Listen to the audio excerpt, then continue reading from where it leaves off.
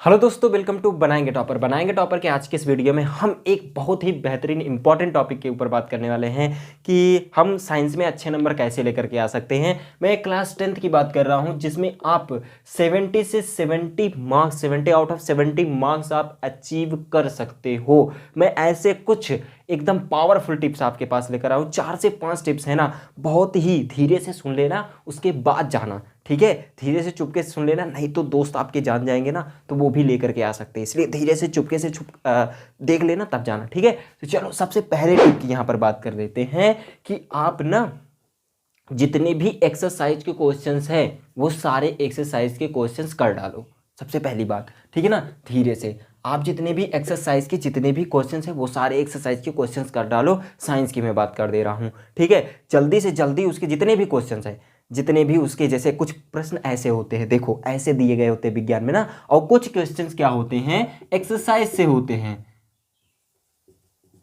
Exercise के questions होते हैं। ये सारे एक्सरसाइज के क्वेश्चन रट डालो, एकदम इतना तेजी से पढ़ डालो, इतनी चीजें कर डालो उसके अंदर कि वो एकदम जुबान पर रहे। ठीक है, समझ लो और साथ ही साथ ना उसको इतना तगड़ा याद कर लो कि अगर कोई पूछे एकदम धड़ल्ले से बता सको। ठीक है ना, तो ये चीजें कर लेना। और दूसरी चीज यहां पर आती है कि आप ना जितने भी पॉइंट्स हैं साइंस के, जितने भी पॉइंट्स हैं, अभी 2-4 चैप्टर बचा होगा, 2-4 नहीं बहुत मान लेते हैं 1-2 चैप्टर आपके बचे होंगे, बहुत ज़्यादा नहीं बचे हुए होंगे। तो यहाँ पर जो दूसरा पॉइंट आता है ना, आप जितने भी टॉपिक्स हैं वो सारे टॉपिक्स को अच्छे तरीके से देख डालो। ठीक है, अच्छे से क्लियर कर लो। अगर क्लियर चैप्टर पूरा हुआ, सिलेबस पूरा हुआ हो, नहीं पूरा हुआ, क्योंकि आपको रिवीजन भी करना है ना, इसलिए आप चैप्टर्स को अच्छे तरीके से देखते चलो। ठीक है, चैप्टर्स को देख लो, उसके पॉइंट टू पॉइंट आप देखते चलो।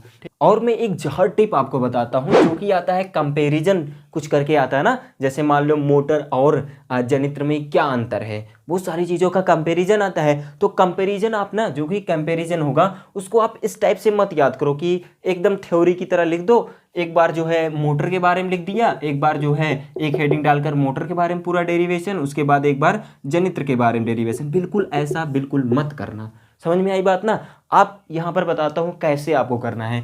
आपको यहाँ पर दो तरफ ऐसे कॉलम बनाना है। ठीक है, आपको दोनों तरफ, एक तरफ मोटर के लिए बना देना, एक तरफ जनित्र के लिए बना देना। बहुत ही गजब का लगेगा भी देखने में भी, और सर जो है ना तुरंत आपकी कॉपी पर अच्छे से अच्छा नंबर दे करके जाएंगे। समझना, यहाँ पर जो मोटर का जो टॉपिक होता है इसके अंदर जितनी भी चीज़ें हैं छोटे छोटे पॉइंट्स बना देना। जैसे मोटर किस सिद्धांत पर काम करता है इसको लिख देना, और यहाँ पर इसके सिद्धांत को लिख देना। पहले वाले पॉइंट इसका भी देना, पहला पॉइंट इसका देना, इसमें क्या क्या सिद्धांत होता है। ठीक है, और फिर बताना इसमें फ्लेमिंग का कौन सा नियम लगता है, और फिर इसमें बताना फ्लेमिंग का कौन सा नियम लगता है।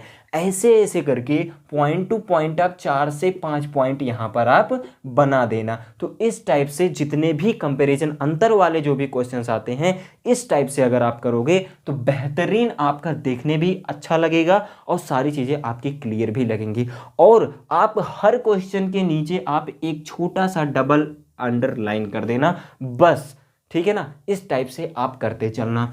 और मैं यहाँ पर तीसरा पॉइंट मैंने बताया, पॉइंट टू पॉइंट आपको लिखना है। ठीक है, पॉइंट टू पॉइंट आपको लिखते जाना है। और एक बहुत ही जो जरूरी बात आती है चौथा, वो आती है फिगर की। ठीक है, फिगर की स्पेलिंग मेरी गलत होगी, हो सकता है गलत हो, ठीक है कोई दिक्कत नहीं है, समझ रहे हो ना, भावनाओं को समझो यार।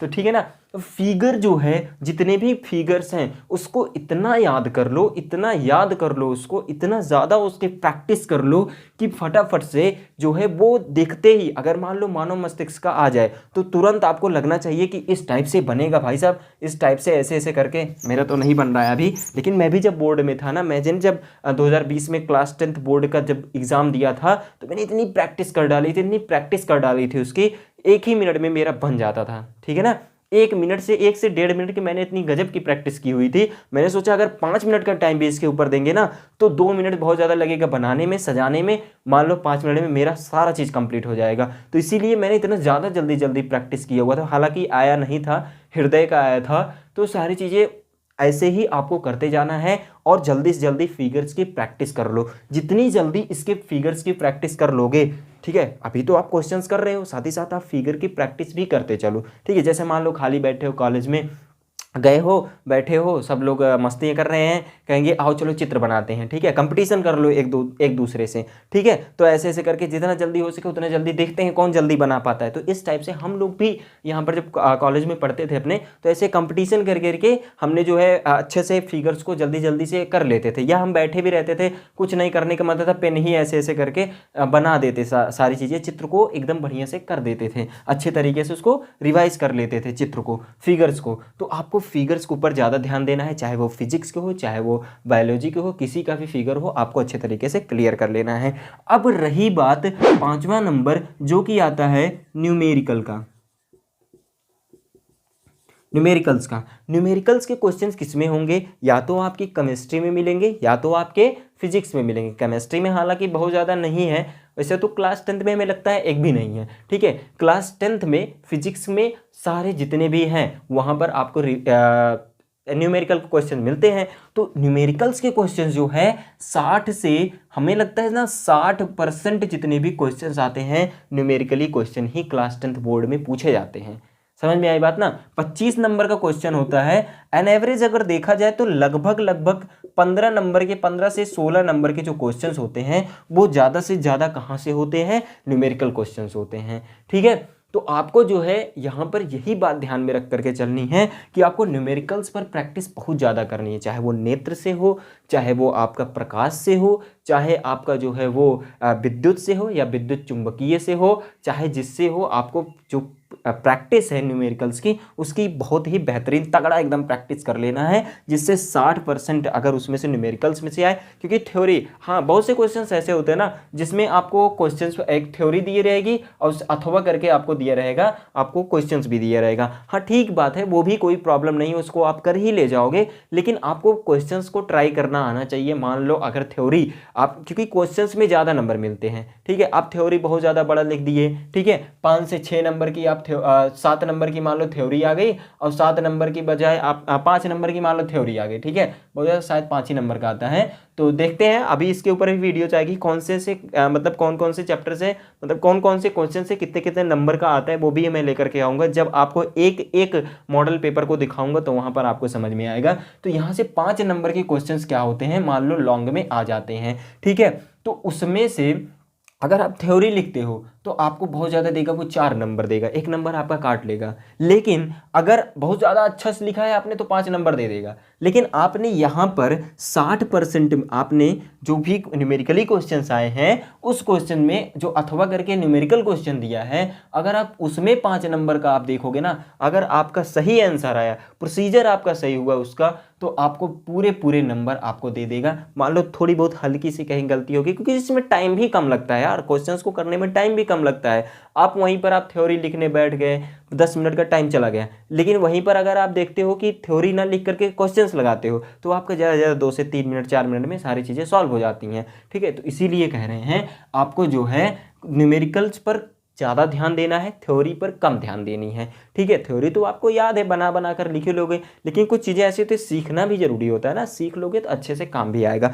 और एक बात बताऊँ ना आपको, आप ना रटना छोड़ दो, ठीक है ना, रटना छोड़ दो।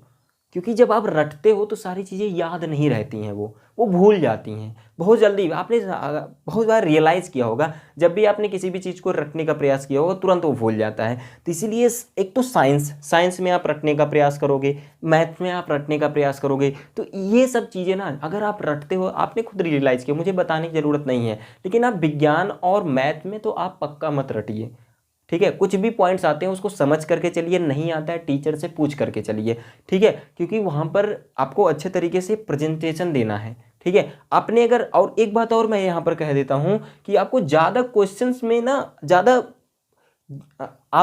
क्वेश्चंस में जितने भी आंसर्स आप लिखेंगे, ज़्यादातर आप क्वेश्चंस में अपने तरफ से शब्दों को यूज करने का प्रयास कीजिए। ज़्यादा दूसरे के क्वेश्चन, जैसे क्या होता है विद्या क्वेश्चन बैंक में भारी भारी शब्द दिए गए हैं, या किताब से आपने उठा लिया, सर ने जो भी लिखाया उसे में भारी भारी शब्द दिए गए होते हैं, ठीक है, जैसे शुद्ध हिंदी करके दिया गया होगा। तो आप अगर शुद्ध हिंदी का प्रयास करोगे वहाँ पर लिखने का, तो एग्जामिनर भी समझ जाएगा कि यार ये पूरी तरीके से, मेरा दिमाग वैसे हिला हुआ है, इतना कॉपी चेक करते हुए इसने भी पूरा हिला करके दिमाग रख दिया है। तो इस टाइप से अगर आप करते हो तो यहाँ पर आपको उन सारे शब्दों का यूज करो जैसे आपने समझ करके सारी चीज़ें लिखी हुई होती हैं, तो वो बहुत टाइम तक याद भी रहती हैं, आपने खुद रियलाइज़ किया होगा। तो इसीलिए आप वहाँ पर समझ समझ के, जो ना समझे मेरी समझ में वो ना समझ है, ठीक है, तो वो क्या समझ लेता है, ना समझ लेता है आपको, और आप जो भी समझ के लिखे हुए होते हो वो सारी चीज़ें आपकी वहाँ पर काम आती हैं, और वही चीज़ें आपको लिखनी चाहिए, ना कि बुक्स के जो क्वेश्चन, मतलब जैसे कि वर्ड्स दिए रहते हैं वो वर्ड्स आपको मत लिखना वहाँ पर, ठीक है। मैं यही कहूँगा आप अपने तरफ से आंसर्स को बना करके अच्छे से लिख दीजिएगा।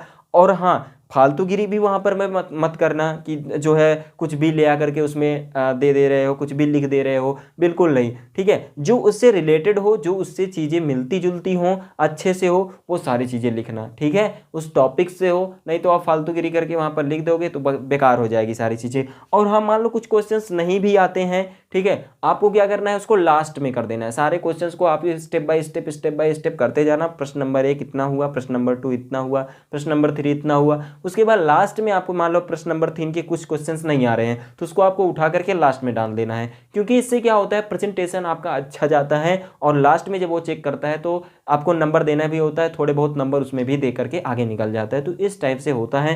तो सारी चीज़ें आपको, हमें लगता है, समझ में आ गई होंगी। साइंस में आपको कुछ, मैं एक बार फिर से रिवाइज कर देता हूँ, आपको एक्सरसाइज अच्छे से कर लेना है, ठीक है, पॉइंट टू पॉइंट टॉपिक्स को रिवाइज कर लेना है, ठीक है, और पॉइंट टू पॉइंट आपको जो है चीज़ों को लिखने आना चाहिए जैसे मैंने बताया, और साथ ही साथ आपको फिगर्स के ऊपर ध्यान देना होगा, न्यूमेरिकल्स को अच्छे से करना होगा, और अपने शब्दों में सारी चीज़ों को बयां करना होगा। वहाँ पर ज़्यादा किताबी ज्ञान आपको वहाँ पर नहीं लिखनी है, ठीक है। तो चलिए आज के लिए इतना ही। और एक बात और, अपने दोस्त को भी मत बताना, चैनल के बारे में बता देना यार, चैनल के बारे में शेयर कर दो, लाइक कर दो, सब्सक्राइब कर दो, सारी चीज़ें कर दो, लेकिन ये वाली बात मत बताना, ठीक है। चलिए आज के लिए इतना ही। Thank you, have a nice day, Vande Mataram, जय हिंद।